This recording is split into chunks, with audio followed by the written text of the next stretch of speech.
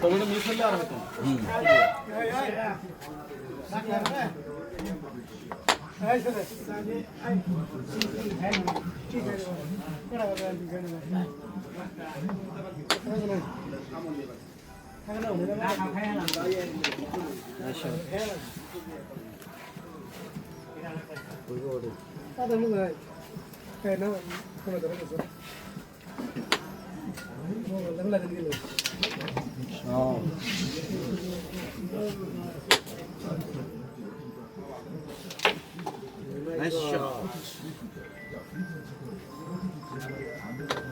এটাই করবো এই করবো